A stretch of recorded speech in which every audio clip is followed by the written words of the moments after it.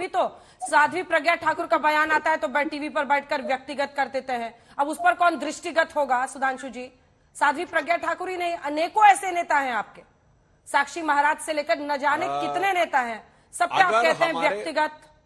तो इस पर बताएं दृष्टिगत तरीके से कैसे देखा जाए। जी हाँ। ये न जाने जितने नेताओं की आप हमारे बारे में बता रही हैं, हाँ। अगर ये माने कि इनके गृह मंत्री, इनके प्रधानमंत्री सोनिया गांधी जी और दिग्विजय सिंह जी के इक्विवेलेंट हैं तो बताएं उसके इक्विवेलेंट नेता का नाम, हम जवाब देने को तैयार हैं। सोनिया गांधी की आंखों में आंसू थे ना, सोनिया गांधी जी इक्विवेलेंट टू प्रज्ञा ठाकुर, बोलिए। अगर ये मानने को तैयार है मैं जवाब देने को तैयार हूं। ये कोई दलील नहीं हुई sir, I am sorry to say mister Trivedi, ये कोई दलील नहीं है सर। सांसद तो है ना, इस देश की संसद में तो बैठती हैं साध्वी प्रज्ञा ठाकुर।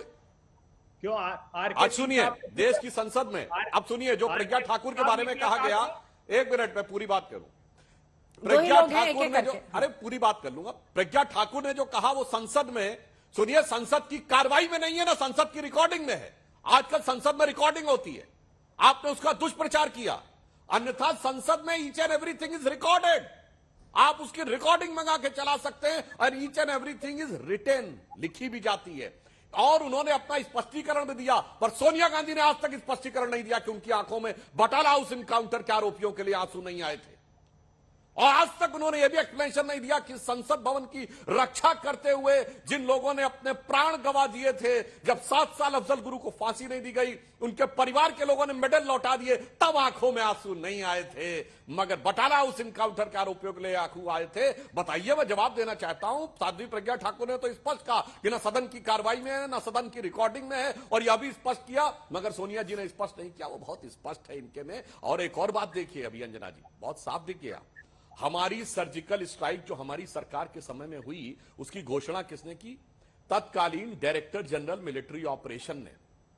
यहां पे कौन बता रहा है? यूपीए सरकार का कोई मंत्री भी नहीं बता रहा है, कांग्रेस पार्टी के एक प्रवक्ता बता रहे हैं कि फला, और वो भी पोस्ट फैक्टो बता रहे हैं, फला फला तारीख को फला फला को हुई थी। अब कौन इसको माने कि क्या राजनीति है और क्या मिलिट्री का एक्शन है? मतलब डायरेक्टर जनरल मिलिट्री ऑपरेशन यदि वह बताए तो वह राजनीति है, और कांग्रेस पार्टी का प्रवक्ता सोते से जागकर और अचानक 12-13 साल पुरानी डेटों को गिनाना शुरू कर दे तो वह राजनीति नहीं है। नहीं, वो तो हमने बड़ा अच्छा काम किया था। इसी कारण से आप लोगों की विश्वसनीयता पर यह इतना बड़ा संकट क्रिएट हो जाता है। और मैं एक और बात कहना चाहता हूं, इस देश के राहुल गांधी तो सिरे से खारिज कर रहे हैं। हम दुनिया के इकलौते देश हैं जहां आतंकवाद को लेकर, अरे सुधांशु जी, आज उन्होंने साफ और स्पष्ट कहा कि मैं दिग्विजय सिंह की बातों से मतभेद रखता हूं, I don't agree with him. वो कह रहे सेना कुछ भी करे उस पर सवाल खड़े करना सही नहीं है। हम उस पर भी जवाब देते हैं। हाँ। जो उन्होंने कहा, अंजना जी अब लिखे का बता देते हैं। इनकी सरकार ने कहा कि 26/11 का हमला हाफिज सईद ने कराया, और दिग्विजय सिंह जी ने कहा आरएसएस ने करवाया। क्या कार्रवाई की इन्होंने? या तो इनकी सरकार गलत थी या दिग्विजय सिंह जी गलत थे, और दोनों चलते रहे। यही दोहरा चरित्र है जिसकी वजह से आप लोगों की यह गति और दुर्गति हुई है। इतना भोला देश की जनता नहीं। और जितनी भी आपने कार्रवाइयां गिनाई है भेजी, ये 26/11 के बाद की कोई कार्रवाई बता दीजिए।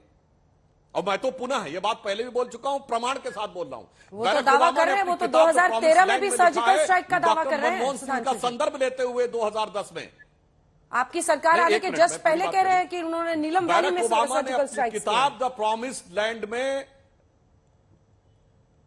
नहीं मैं अपनी बात पूरी कर लूं। मैंने कहा, इन्होंने जो कहा, आज कांग्रेस प्रवक्ता के रूप में बोल रहे हैं, मनमोहन सिंह जी का संदर्भ लेते हुए बैरक ओबामा ने अपनी किताब द प्रॉमिस लैंड में 2010 की भारत की यात्रा के दौरान के आधार पर यह लिखा है कि 26/11 के बाद भारत की सेना आक्रमण करना चाहती थी, मगर उस समय की यूपीए की सरकार ने इसलिए अनुमति नहीं दी क्योंकि उन्हें लगा इससे उपजे वातावरण से भारतीय जनता पार्टी को राजनीतिक लाभ होगा। जनाब, ये अमेरिका के राष्ट्रपति ने लिखा है। अभी तक कांग्रेस के किसी व्यक्ति ने इसका खंडन या उनको नोटिस क्यों नहीं भेजा? मैं इस बात का इंतजार कर रहा हूं।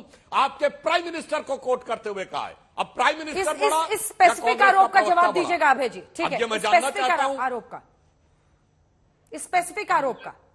अंजना जी, मुझे तो इस बात का बेहद दुख और अफसोस है, आज तक के चैनल पर पूर्व 2 थल सेना अध्यक्षों ने इन सर्जिकल स्ट्राइक का उल्लेख किया, लेकिन आज सुधांशु त्रिवेदी जी कह रहे हैं कि अभय दुबे ने पहली बार बताया। अरे हाँ, हमारे केंद्रीय मंत्रियों ने, पूर्व केंद्रीय मंत्रियों ने तो प्रेस कॉन्फ्रेंस ली, लेकिन 2 सेना के पूर्व अध्यक्षों ने और उठाकर रिकॉर्ड निकाल करके देख लीजिएगा, अमेरिका का उल्लेख करते हैं। क्या ये बात सही सच नहीं है कि भारत में जब अटल बिहारी वाजपेयी जी की भारतीय जनता पार्टी की सरकार थी और जब हमारी संसद पर हमला हुआ तब भी ये बात सामने आई थी, अटल जी ने तो उद्घोष किया था कि अब लड़ाई आर पार की होगी, सेना सीमाओं तक गई लेकिन हमला नहीं हुआ। तो देखिए, देश की परिस्थितियों का मूल्यांकन इस प्रकार मत कीजिए। मैं पूछना चाहता हूं, सेना को धोखा आखिर किसने दिया? आजाद भारत का इतिहास साक्षी एकमात्र राजनीतिक दल है सेना ने जिसकी अधिकृत रूप से चुनाव आयोग से शिकायत की, कहा कि हमारे शहीदों के, हमारे शहादत को हासिल हो चुके हमारे सैनिकों का फोटो लगाकर भारतीय जनता पार्टी के लोग अपने वोट हासिल करना चाहते हैं और चुनाव आयोग ने इंस्ट्रक्शंस जारी किए।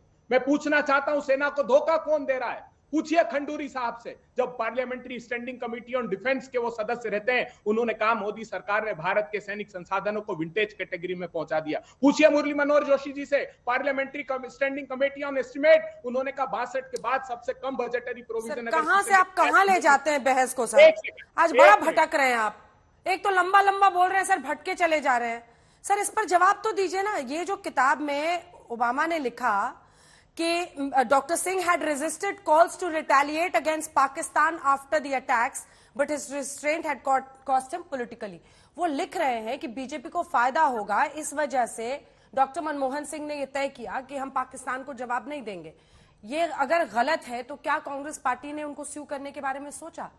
नहीं, इसे तो मेरा पेंटागन को, अभी पेंटागन ने अमेरिकी कांग्रेस को रिपोर्ट दी कि अरुणाचल प्रदेश में चीन ने पूरा का पूरा गांव बसा दिया है, तो क्या भारत की सरकार सू करने की सोच रही है उनको? देखिए, तथ्यात्मक रूप से वो बिल्कुल झूठ थे, क्योंकि 2 पूर्व थल सेना अध्यक्षों ने और कांग्रेस पार्टी के पूर्व मंत्रियों ने ये सारी तिथियां बताई सर्जिकल स्ट्राइक की, जिसमें साफ उल्लेख किया गया 19 जून 2008, 30 अगस्त, 1 सितंबर 2011, 6 जनवरी 2013, 6 अगस्त 2013 और दिसंबर 2013। ये सर्जिकल स्ट्राइक का उल्लेख सिर्फ अभय दुबे ने नहीं किया। सेना सरकार आपकी है, रिकॉर्ड उठाकर देख लीजिए, मगर ये उसको देखना नहीं चाहते क्योंकि ये सेना के शौर्य के पीछे छुपना चाहते हैं। मैं पूछना चाहता हूं कि आज जब चीन की सेना भारत की सीमा के अंदर आकर बैठी है, तब भारत के प्रधानमंत्री ने साहस क्यों नहीं जुटाया? क्यों सेना ने जो दस्तावेज 6 अगस्त को अपनी वेबसाइट पर डाले थे कि यूनिलैटरली स्टेटस को चीन ने चेंज कर दिया, तो आपने डॉक्यूमेंट हटा लिए?